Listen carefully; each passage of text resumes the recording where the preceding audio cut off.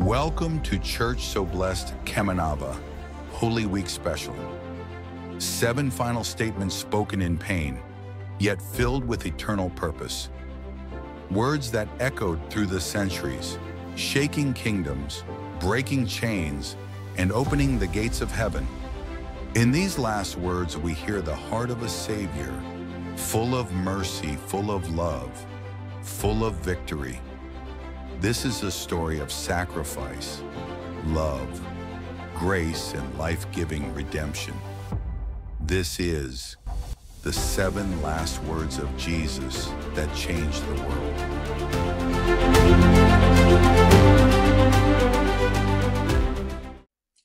Good morning, Blessed Fam! Welcome po muli dito sa Church So Blessed Kamanaba, Holy Week Special, the 7 last word of Jesus that changed the world. At tayo nga po ngayon ay nasa ating episode 3 at alam ko na na-bless na tayo from episode 1 to episode 2 and I pray na lalo tayong mabless at buksan ng Lord ang ating puso para sa word natin ngayon. Sige po, ang ating pong context ngayon ay nasa John chapter 19 verses 26 to 27. Ito po yung sinasabi. Nang makita ni Jesus ang kanyang ina at ang minamahal niyang alagad, na nasa tabi nito, sinabi niya, "Ginang, narito ang iyong anak." At sinabi niya sa alagad, "Narito ang iyong ina." Mula noon, pinatira ng alagad na ito sa kanyang bahay ang ina ni Jesus. Ang ating context po ay meron pong isang senaryo o meron pong tagpo na inilalarawan dito. Kung saan makikita po natin dito yung tagpong ito na si Jesus po ay nasa krus, halos wala ng lakas. Subalit kahit sa gitna ng matinding paghihirap, naisip pa rin niya ang kanyang ina at ang kanyang mga alagad. Ang tagpong ito po ay nagpapakita ng puso ni Jesus bilang isang mapagmalasakit na anak at mapagmahal na guro. Alam niyo po, una pong tagpo na pinakita sa akin ng Lord o yung aral na pinakita sa akin ng Lord dito, si Jesus po ay merong sense of responsibility. Pananagutan sa pamilya. Yung word na sinabi niya po doon sa verse 26, "Ginang, siya ang iyong anak." Alam nyo, dito simpleng linyang ito, sobrang bigat na ipinapahiwatig sa atin. No? Isipin ninyo si Jesus, nakapako siya sa krus that time, halos wala ng lakas. Pero ang nasa isip niya, hindi lang ang kaligtasan ng buong mundo. Nasa isip niya, yung magiging kalalagayan ng kanyang inang si Maria kapag siya po ay namatay. At kaya niya sinabi kay Maria, "Ginang, siya ang iyong anak." Ipinagkatiwala niya si Maria kay Juan the Beloved, ang alagad na minamahal niya. Sa simpleng salitang ito, pinakita ni Jesus na kahit siya ay Diyos, hindi niya tinalikuran ang pangangailangan ng pamilya. Tayong mga Kristiyano ay tinawag din ng maging responsable sa ating pamilya, maging emosyonal, espiritual, at praktikal na aspeto. Huwag sana natin kaliligtaan ang mga mahal natin sa buhay habang tayo po ay naglilingkod sa Diyos. Alam niyo po mga kapatid, na ang kaligtasan po o ang ginawa po ng Diyos sa krus ng Kalbaryo, hindi lamang po iyon nagtatapos sa personal na kaligtasan. May kaakibat po doon na gampanin natin o tungkulin natin para po sa ating mga mahal sa buhay, pamilya. Kung tayo po sa pamilya natin o kung ikaw man sa pamilya mo ay mananampalataya, nag-iisang mananampalataya, alam mo, huwag mong baliwalain yung pagkakataon na ito na ilapit natin at idulog natin sa Panginoon yung ating mga mahal sa buhay. Na huwag tayo mismo na sariling pamilya, huwag natin silang susukuan sa panalangin. Huwag natin silang bibitawan sa panalangin. At kahit gaano pa man tayo maging busy sa ating ministry sa loob ng church, huwag sana nating kalilimutan na may mas malaki tayong responsibilidad, ministry. Walang iba kundi ang ating sariling kadugo, kundi ang ating sariling pamilya. Na sila man din ay kailangan ng kaligtasan ng Diyos. Na sila man din ay pinag-alayan ng Diyos ng buhay na walang hanggan. Kaya hindi po natatapos ang kaligtasan sa atin lamang. Ang kaligtasan po na ating narinig ay kailangan po natin ito ipamalita at ipakita sa ating mga mahal sa buhay. Pangalawa po na aral na tinuro po sa atin ng Panginoon ay ang pagkakapatiran sa pananampalataya. Sabi po doon sa verse, narito siya ang iyong ina. Alam niyo dito ako sobrang natamaan. Kasi kung titignan natin, hindi naman tunay na ina o mag-ina si Maria at si Juan. Pero sa puntong ito, sinabi ni Jesus, siya ang iyong ina. So anong ibig sabihin nito? Ipinapakita ni Jesus sa atin na hindi lang dugo o pagkakapamilya sa laman ang batayan ng ugnayan sa kaharian ng Diyos. Sa pananampalataya may binubuong mas malalim na koneksyon. Isang pamilya na pinagbuklod hindi lamang ng dugo, kundi ng pag-ibig ni Kristo. Alam niyo, nais pong iparating sa atin dito ni Jesus, sa atin ngayon na lahat tayong nananalig sa Panginoong Hesus ay magkakapatid at mga anak tayo ng iisang Ama. At kung tunay na tayo ay mga tagasunod ni Kristo, dapat lamang na magmahalan tayo, magdamayan, magtulungan, no? Minsan nga po may mga sitwasyon o damdamin na ang hirap nating sabihin sa sarili nating mga kadugo. Pero isang blessing po yung church na napag-oopenan natin sila ng mga sitwasyon natin, di ba? Para ipanalangin ang isa't isa. Yun po yung tungkulin natin as a church. Ah, hindi lamang po tayo pumupunta sa church, hindi lamang po tayo nagsisimba para po tayo umawit ng papuri sa Lord or dumalo lamang ng gawain. Meron po tayong malaking tungkulin din sa loob ng church. Nandirito pa tayo sa church, tayo po ay napapabilang sa church upang tayo po ay maging instrumento ng Diyos ng kalakasan para sa ating mga kapatid sa pananampalataya. Kumbaga, tayo po ay, totoo po yung salita na tayo po ay hindi lamang nabubuhay para sa sarili lamang natin. Kailangan natin ng bawat isa. Alam niyo po, napakabisa po ng panalangin, no? Na na kung lahat ng family sa church ay nagkakaisang ipanalangin ang pangangailangan ng isa nating kapatid. Alam niyo po, napakaraming testimony niyan kahit po ako ay na-witness ko kung gaano kabisa yung panalangin ng isang pamilya sa church. Kung paano nagse-celebrate tayo, nakikiselebrate tayo sa katugunan ng Lord, sa bawat panalangin ng mga kapatid natin, yung mga miracles, yung mga answered prayer, di ba? Kasi nakikita natin na naririnig ng Diyos at buhay ang Diyos sa ating mga panalangin. No? Kaya yun yung importansya po na dapat i-involve natin yung sarili natin sa church. No? Ang relasyon po natin sa Panginoon ay hindi po lamang natatapos nung simulan po natin siyang tanggapin at pagkatapos ay okay na po na tayo lang sa sarili natin. Napakahalaga po ng family ng church. Kailangan ini-involve po natin yung sarili natin sa church. No? Kasi po hindi sa lahat ng pagkakataon ay malakas tayo. Hindi sa lahat ng pagkakataon ay kakayanin natin itong mag-isa.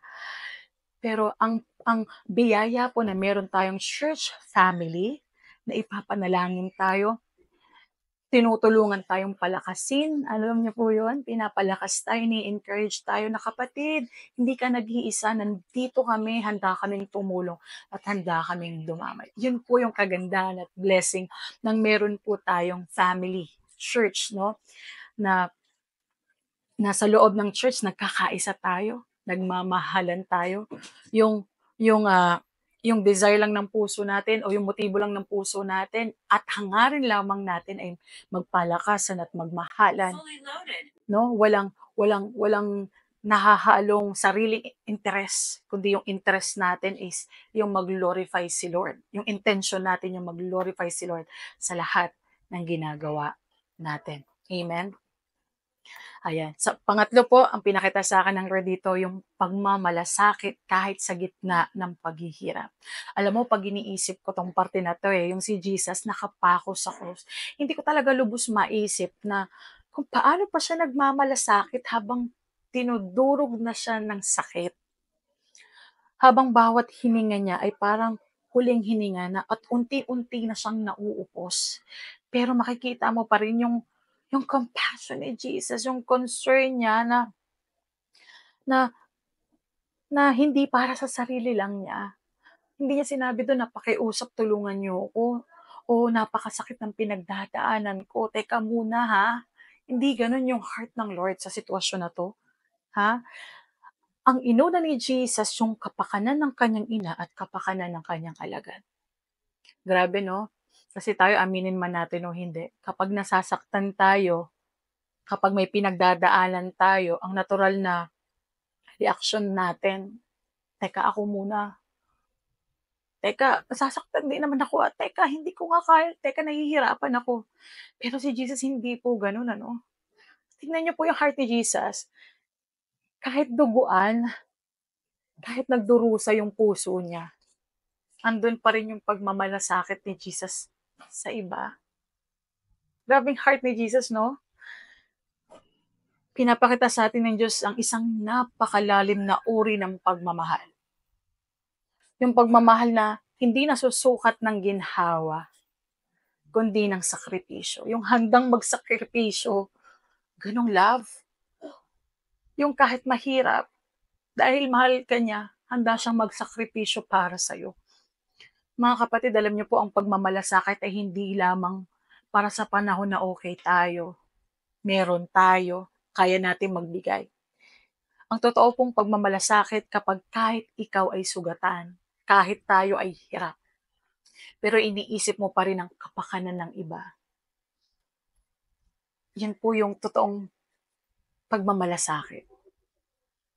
At kung may panahon na tinatawag tayong magmahal gaya ni Jesus, I believe ngayon po yun. Makikita natin dito na 3 salita ang iniwan sa puso natin ni Jesus sa kwentong ito. Una po yung pamilya, kapatiran, at pagmamalasakit. At ang lahat ng ito, nakita natin mismo habang siya ay nasa gitna ng matinding hirap.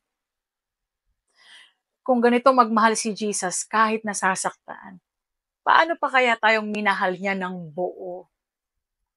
Grabe, di ba? Alam niyo, ang paalala sa atin, huwag tayong tumigil magmahal kahit masakit. Huwag tayong mapagod magmalasakit kahit tayo mismo may pinapasan. Ang hirap na, no?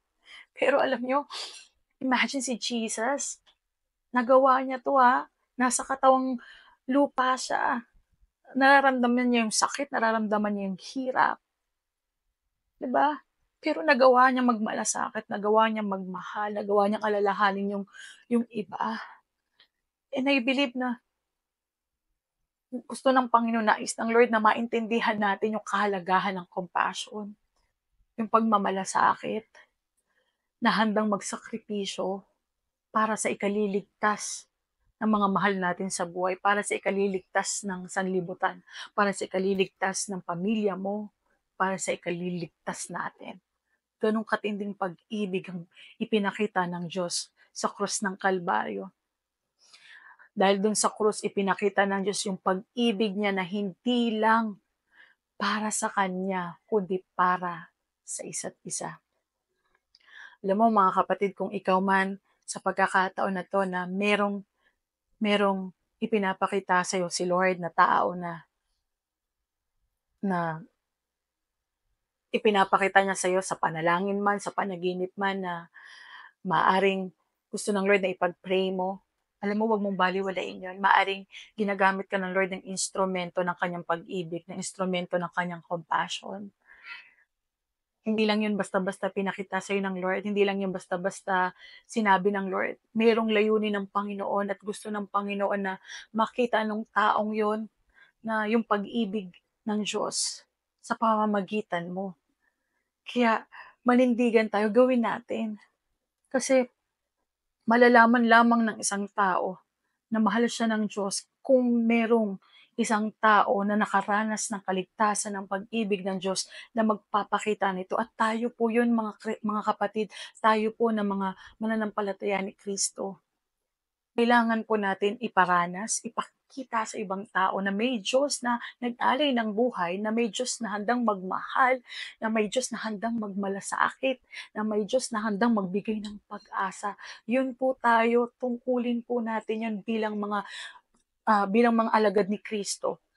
At mga kapatid, kung gusto natin ng tunay na pagbabago sa ating lipunan, ng tunay na pagbabago sa ating pamilya, kung gusto natin ma-transform yung mga taong nakikita natin na parang napakagulo ng buhay, mga kapatid, ito yung pagkakataon na tumayo tayo Ipalaganap natin yung pag-ibig ng Diyos. Iparanas natin sa kanila na mahal sila ng Diyos. Abutin natin sila.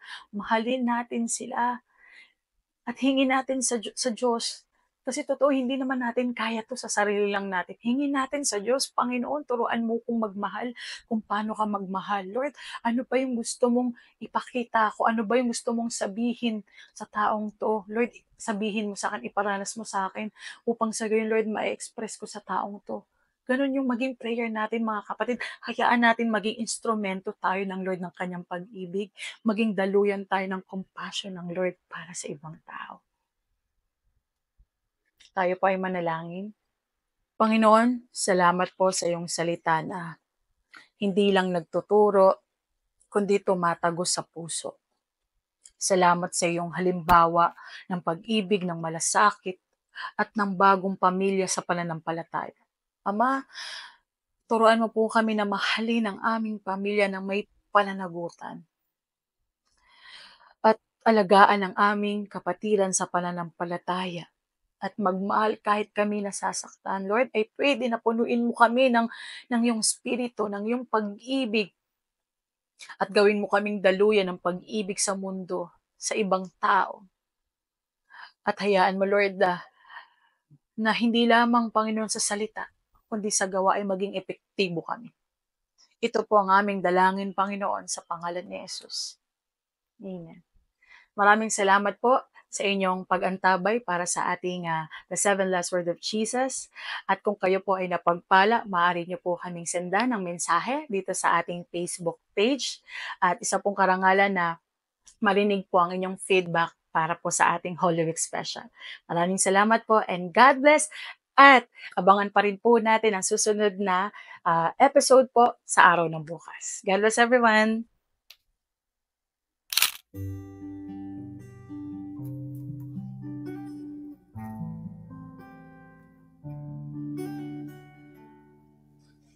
Lord, we need your grace and mercy.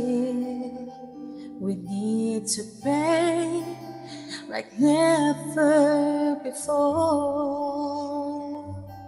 We need the power of your Holy Spirit to open heaven's door. So Spirit, touch your church, steer the hearts of men, revive us, Lord, with your passion once again. I want to care for others like Jesus cares for me. Let your rain fall upon me.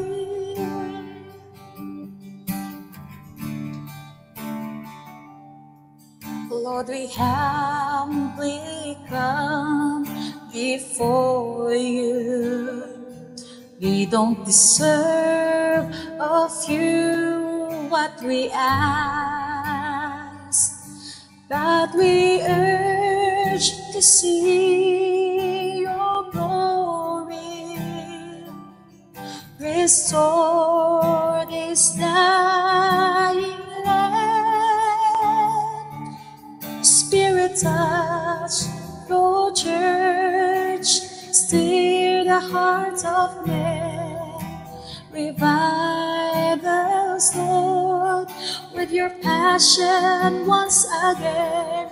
I want to care for others like Jesus cares for me. Let your rain fall upon me. Spirit, touch your church, steer the hearts of men, revive us, Lord, with your passion once again. I want to care for others like Jesus cares for me. Let your rain fall upon me. Let your rain fall upon me.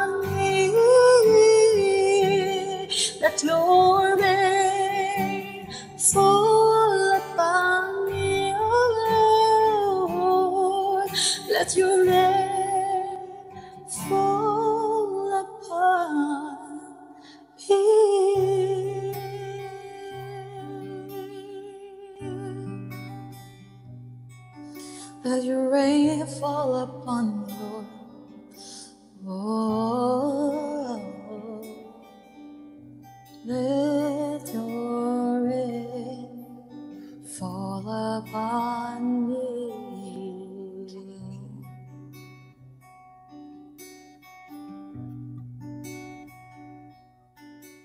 Lord, thank you po sa dakila mong pag-ibig na ibinigay mo sa buhay ng bawat isa. Salamat, Panginoon, dahil mahal mo kami at sobrang kinakalinga mo kami. Salamat po sa awa at biyaya, Panginoon. Salamat dahil natagpuan ka namin. At kung hindi dahil sa iyo, wala kami, Panginoon. Salamat sa pagmamahal dahil nagagawa naming magmahal. Salamat sa awa dahil nagagawa namin magkaroon ng habag para sa iba. Salamat dahil tinuruan mo kaming umibig kung paano ka umibig. Kaya sa oras na ito, Lord, hayaan mo sa oras na ito ang puso ng bawat isa ay lagi mong buksan sa iyong pagmamahal. Turuan mo kami kung paano ka umibig at magmahal. At anuman, Panginoon, ang kalooban mo ang siyang mangyari at maganap sa amin. Salamat po. Lahat ng papuri at pasasalamat ay sa iyo sa pangalan ni Jesus. Amen. Na, basta.